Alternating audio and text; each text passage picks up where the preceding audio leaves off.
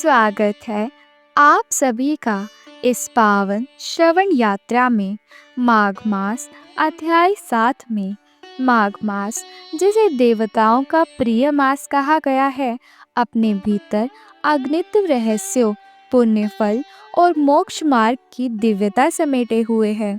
हर अध्याय हमें धर्म, भक्ति और जीवन के गूढ़ सत्य की ओर अग्रसर करता है।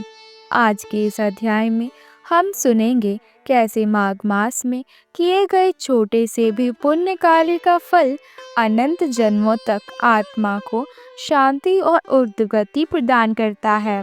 यह कथा न केवल हमारे कर्मों का मार्ग दिखाती है, बल्कि यह भी सिखाती है कि श्रद्धा, भक्ति और नियम से किया गया हर व्रत भगवान विष्णु को कितना प्रिय होता है।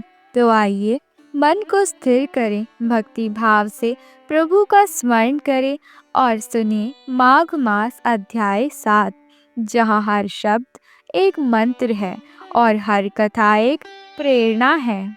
चलिए आरंभ करते हैं इस दिव्य श्रवण यात्रा को। चित्रगुप्त ने उन दोनों के कर्मों की आलोचना करके दूतों से कहा कि बड़े भाई कुंडल और घोर नरक में डालो और दूसरे भाई विकुंडल को स्वर्ग में ले जाओ, यहाँ उत्तम भोग है।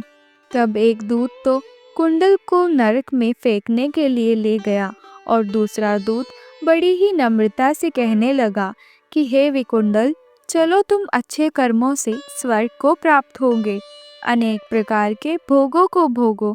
तब विकुंडल बड़े विस्मय के साथ मन में संशय धारण करके दूत से कहने लगा, हे यमदूत, मेरे मन में बड़ी भारी शंका उत्पन्न हो गई है, अतएव मैं तुमसे कुछ पूछना चाहता हूँ। कृपा कर मेरे प्रश्नों का उत्तर दो।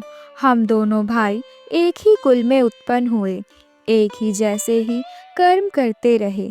दोनों भाइयों ने कभी कोई शुभ कार्य नहीं किया, फिर भी एक को नरक और दूसरे को स्वर्ग मिला। इसका क्या कारण है? मैं अपने स्वर्ग में आने का कोई कारण नहीं देखता।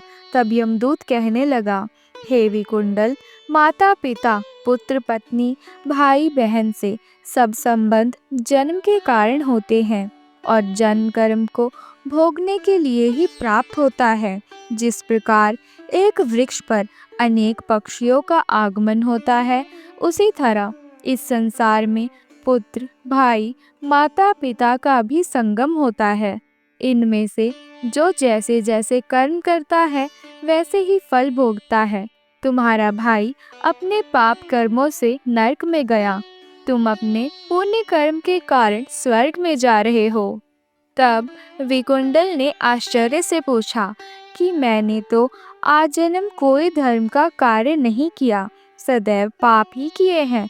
मैं अपने पुण्य के कर्म को नहीं जानता। यदि तुम मेरे पुण्य के कर्म को जानते हो तो कृपा करके मुझे बताओ। तब देवदूत कहने लगा कि मैं सब प्राणियों को भली भांति जानता हूँ, तुम नहीं जानते। सुनो, हरिमित्र का पुत्र सुमित्र नाम का ब्राह्मण था, जिसका आश्रम यमुना नदी के दक्षिणोत्तर दिशा में था।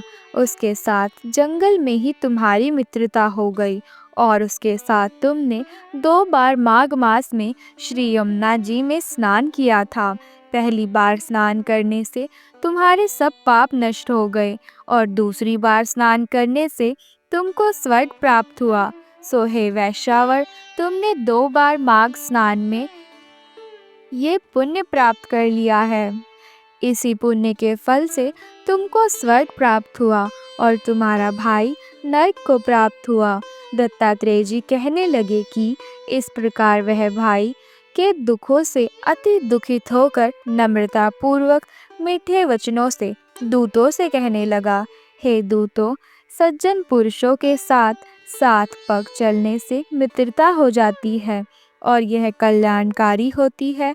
मित्र प्रेम की चिंता न करते हुए तुम मुझको इतना बताने की कृपा करो कि कौन से कर्म से मनुष्य यमलोक को प्राप्त नहीं होता, क्योंकि तुम सर्वज्ञ हो। आपने सुना माघ मास अध्याय 7, एक ऐसा अध्याय जो हमें यह सिखाता है कि जीवन में सच्चे पुण्य का अर्थ केवल कर्म नहीं बल्कि भावना, विश्वास और निष्ठा में निहित होता है। जो भी दृढ़ श्रद्धा पूर्वक इस कथा को सुनता या पढ़ता है, उसके सभी पाप नष्ट हो जाते हैं और उसे विष्णु लोक की प्राप्ति होती है। माघ मास की यह कथा हमें याद दिलाती है कि ईश्वर हमेशा हमारे पास है। बस आवश्यकता है प्रेम, भक्ति और सत्कर्म की। यदि आपको यह अध्याय अच्छा लगा हो तो कृपया इसे लाइक करें, अपने मित्रों और परिवार के साथ इसे साझा करें और हमारे चैनल आध्यात्मिक कथाएं को अवश्य सब्सक्राइब करें ताकि आप आगे आने वाले सभी पवित्र अध्यायों को भी सुन सकें। भगवान श्री हरि आप सभी पर अपनी कृपा दृष्टि बनाए रखें। राधे राधे। जय श्री हरि विष्णु।